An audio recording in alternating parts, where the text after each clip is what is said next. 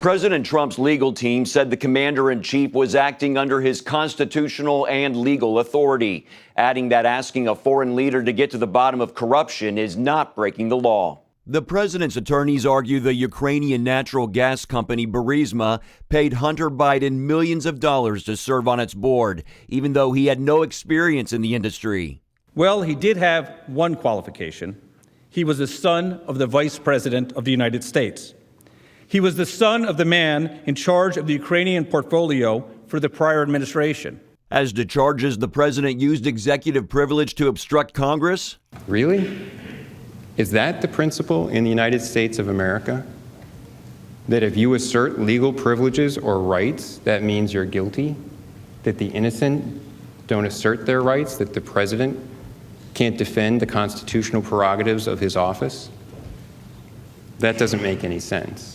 However, reports that former National Security Advisor John Bolton's upcoming book claims that the president said he wanted to hold up aid to Ukraine to pressure an investigation into the Bidens is cutting into the defense's case. I haven't seen a manuscript, but I can tell you nothing was ever said to John Bolton, but I have not seen a manuscript. Nothing in the Bolton revelations, even if true, would rise to the level of an abuse of power or an impeachable offense. The allegation sent shockwaves and gave Democrats renewed energy to call for witnesses. It boils down to one thing.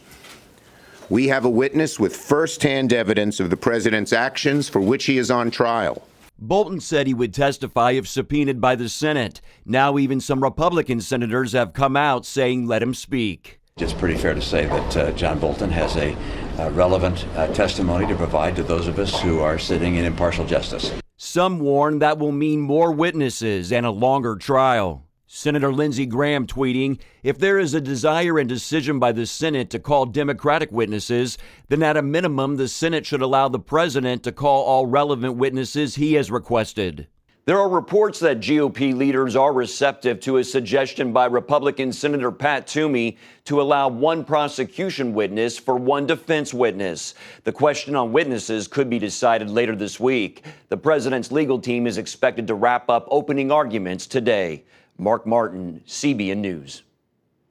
I want to show you now the actual text in the New York Times of what they said that was in the book. In his August 2019 discussion with Mr. Bolton, the president appeared focused on the theory Mr. Giuliani had shared with him, that Mr. Bolton's question that he preferred sending no assistance to Ukraine until officials had turned over all materials they had about the Russia investigation that related to Mr. Biden and supported of Mrs. Clinton in Ukraine. Now, that's a totally different thing from the headline the New York Times put out and what was picked up today in the Wall Street Journal if it was a fact. He and Bolton didn't talk about that as it was initially showed. And that's what was said in the press release. But the headline said, President ties meeting with Ukraine aid to investigation of Biden's. The thing was wrong. They just lied. And that's what's happening so often in this particular case. But I want to congratulate Jay and his team. They were just fantastic. And Pam Bondi, who was, I guess, the Attorney General in Florida, did a masterful job of pointing out Burisma and how corrupt that company was. And Hunter Biden was sitting there getting, I think, $50,000 a month as a member of the board, which is just unprecedented.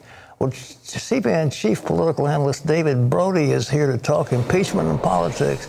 And David, what are you hearing about the White House on John Bolton's claim about this thing, the so-called bombshell? Well, there are lots to report. Just this morning, Pat, a senior administration official saying that John Bolton, and these are the words of the senior administration official, not mine, that John Bolton is a world-class jerk. That from a senior administration official to me this morning. They talk about how he had a lot of policy differences with the president. He was persona non grata in the White House. And this White House official, or I should say administration official, goes on to tell me that, look, even if any of this did come up in conversation, that's the president's prerogative. It is public policy discussion discussion. It's okay to discuss it, and that does not rise to the level of being an impeachable offense. So that's the line from the White House. And, of course, we heard that from Alan Dershowitz as well yesterday. Well, how is this going to affect the impeachment trial in terms of witnesses? Well, Pat, that's a great question. As we like to say here in Washington, and I think ever since Donald Trump became president, it's fluid. That's pretty much the way it is now. Look, I think you've got Susan Collins and Mitt Romney. Those are two Republicans that look to at least think they're going to probably go for more witnesses. They want to see more witnesses, but they're going to need 4. Democrats are going to need 4 Republicans. That's 2. You got Lisa Murkowski, potentially Cory Gardner as well. That might be a couple others. We'll see. But this is a very fluid situation right now. And I have to tell you, Pat, it is interesting to note that what you said at the top of the broadcast about this New York Times article is really, really troubling. I think you nailed it right on the head there, that the headline did not have anything to do with actually what the article reported. And as a matter of fact, the article never reports at all from the book. There are no quotes from the book at all. And what's really interesting, maybe most damning of all here, Pat, is that in the article itself, the New York Times article, the prestigious, air quote, New York Times, says that multiple people told them this. Well, hold on for a second. Let's unpack multiple people. That sounds to me that, who's that? The guy at the local deli? I mean, the point is that at some point, readers need to know who these multiple people are, because let's face it, we all know people, sources have an agenda, and a reader must know where that person, him or her, are coming from. So I think that's a big part of this, Pat. Well, you know, it's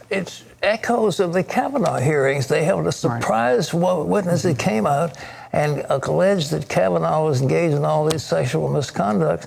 And, you know, it just damaged the poor man for the rest of his life, but he still got confirmed. Well, and now we find out whether or not this is going to be Brett Kavanaugh Part 2 when it comes to the Republican Party sticking together. Brett Kavanaugh, when all of that happened, Republicans said enough. They got upset. They banded together, and that was it. They shut the Democrats down. They had Trump to lead them through it, who said, I'm not going to throw Kavanaugh under the bus through all of this. The question then becomes, in the Senate, what will McConnell do? Will McConnell be able to stay strong? But look, the reality is this. If he's got 4 Republicans that are willing to jump ship, and we're about to find out on witnesses, then McConnell and Schumer at that point, Pat, would go into deal-making mode. In other words, if there are going to be 4 Republicans that are going to vote with Democrats to call Bolton as a witness, then McConnell's going to say, all right, well, what am I going to get out of it? Am I going to get a Hunter Biden? Am I going to get a Joe Biden? Who am I going to get out of it? And I think that's where the deal-making goes down. And then Democrats, Pat, are forced with a decision. Okay, you want John Bolton? Great, knock yourself out. But you're also, at that point, do you really want to hear from Hunter Biden in front of a national television audience? Because let's face it, Hunter Biden on the stand you would think, in theory, bolster the Trump argument that there was indeed corruption, or at least the appearance of corruption going on, is the case they'll make, and that could obviously help Trump and hurt Democrats. What's the final arguments going to be? It looks like Trump's already started setting up, it's going to be socialism versus capitalism, and Bernie Sanders is the leader. Joe Biden, you know, I really like him. He's a likable sort of guy, but he's done some strange things, and I went to New Hampshire with him the same day on the same plane. He was going Democrat and I was going Republican, but he plagiarized Neil Kinnock, and now he's gotten into this problem with Hunter. I don't think he can survive this, do you? Well, Joe Biden has had a lot of problems right from the very get-go. And honestly, Pat, it's all started with his announcement when he wanted to become president. I mean, what was his reason for running? Well, cue the crickets, because what's the reason? To stop Trump. I mean, that's the uplifting message, to stop Trump. And so it's been a problem for him. And look, Bernie Sanders is poised to potentially win Iowa and New Hampshire. And if that happens, watch out, the train to Leningrad, which a lot of folks might think, look it up, millennials and the Gen Zers, but the train to Leningrad may be moving out towards Russia if Bernie gets there. I mean, it wouldn't be Make America Great Again. It could be Make America Red Again. I mean, that's potentially what we're seeing here, and that would give Democrats fits. David, thank you so much.